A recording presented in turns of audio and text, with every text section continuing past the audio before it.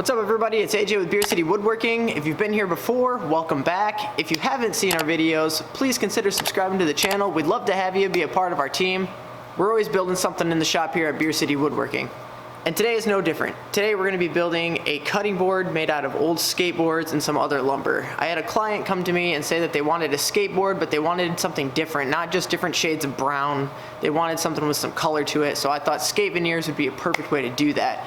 Cutting boards are a great way to follow along at home too. If you're just getting into the hobby, they're an excellent beginning build. A lot of times the first thing people start to build when they get into this craft. So follow along and you too can make one at home, or you can just watch me make one and have a good time doing that. If you haven't seen my previous video on how to break skateboards down, I'd recommend stopping this video and checking that out first. I'll link it in the description.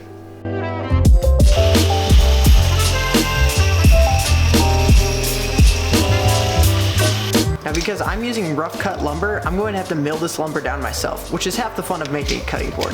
So the first thing I'm going to do is rough cut my lumber down to size.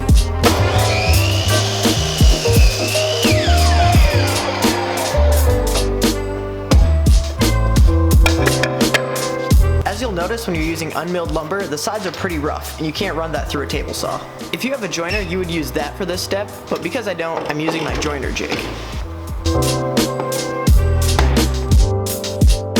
And as you can see, I'm just hanging the edge off a little bit to make sure that it cuts that line straight without taking off too much of the wood.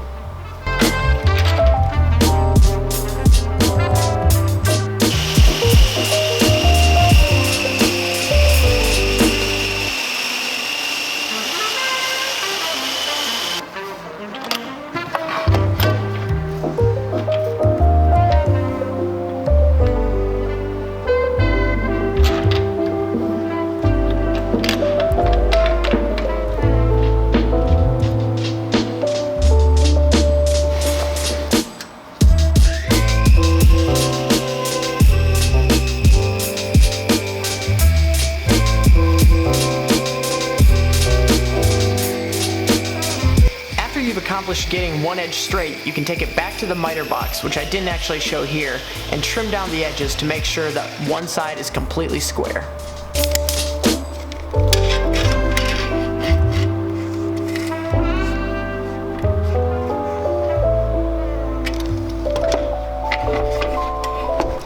Now it's safe to run that through the table saw and you'll know that it'll cut square.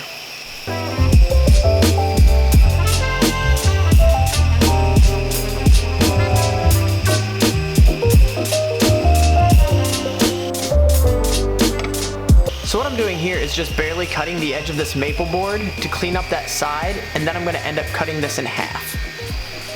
Again, you don't have to copy this exactly. This is just the pattern that my client requested.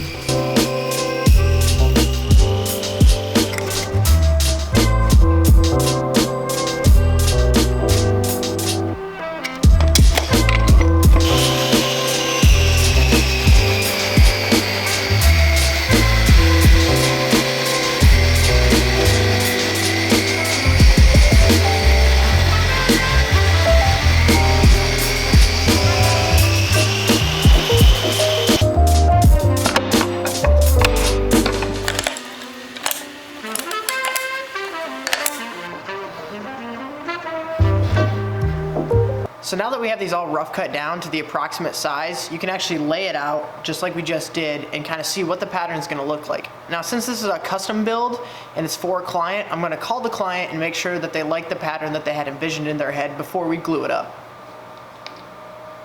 Yo, what's up dude?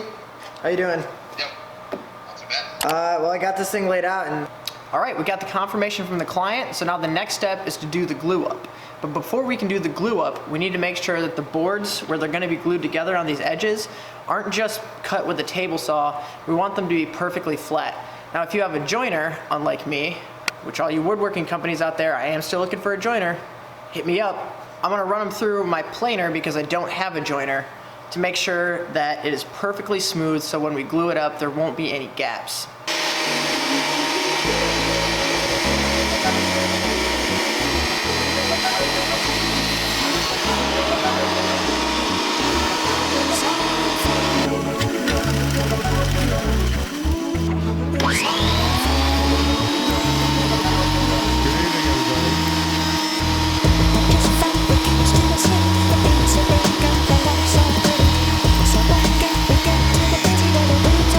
so everything is milled down and ready to be glued up. The only glue that I trust with my cutting boards is Titebond, and I'm using Titebond 2 today. You could also use Titebond 3. You just want to make sure that you get one that is water resistant, since these are cutting boards and they will be getting washed.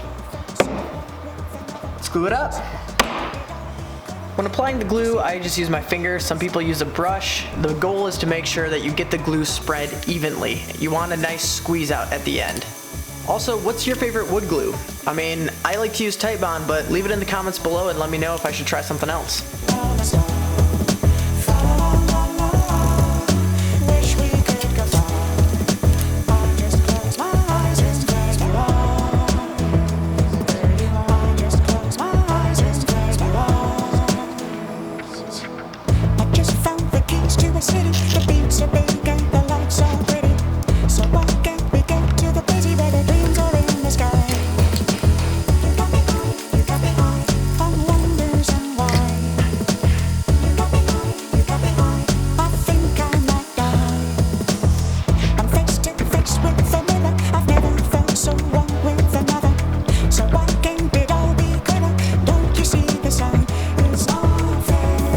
Awesome, so we got the clamps on, the glue up is finished. Now all we have to do is wait.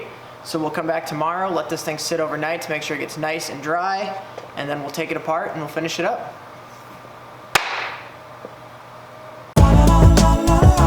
Alright, so we let this sit overnight, it's nice and tight. We just gotta get the clamps off, and then it should be real quick to finish this thing up.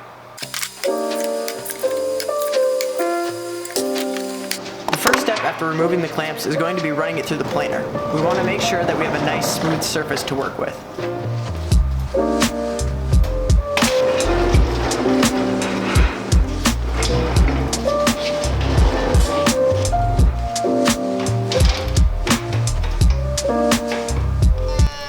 Make sure you begin with nice shallow passes to avoid any snipe from the planer.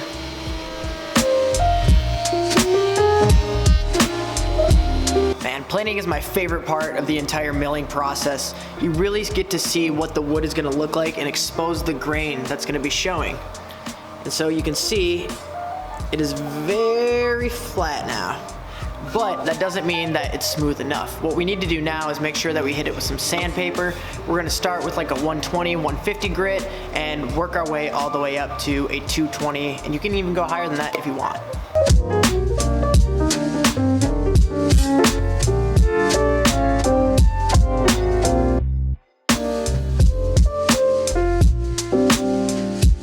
Now if you have a really good eye, you might notice that the grain in the wood looks brighter in this frame. And that's not movie magic. I actually put some water on the board to raise those grains up.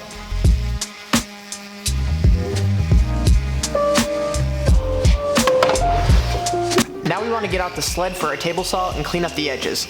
I like to start with the edge that's closest to flat and just barely trim that up.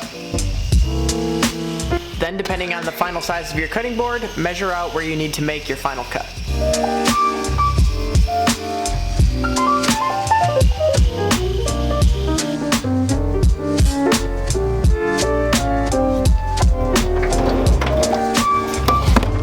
Now this step isn't necessary, but I like to add a little extra flair to my cutting boards by putting a chamfered edge on them.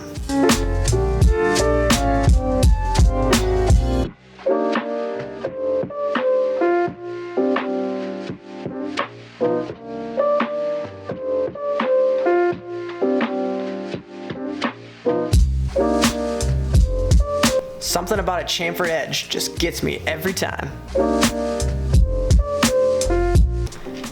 Now you'll notice there's a burn mark in the corner. You don't want to have burn marks, that's just not a good look, so make sure that you take some sandpaper on a sanding block and sand those out.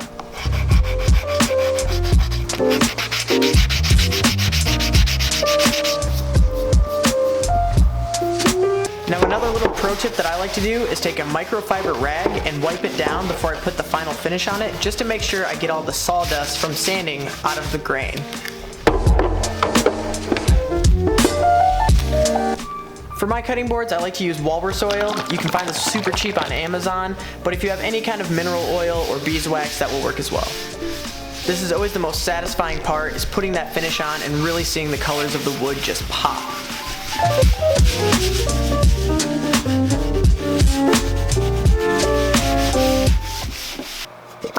And And that's our final product. Time to get this thing off to its final home for safekeeping. If you liked the video, please give it a thumbs up, subscribe to the channel for more DIY builds, and you know what time it is. Time to clean the shop. We'll see you on the next one.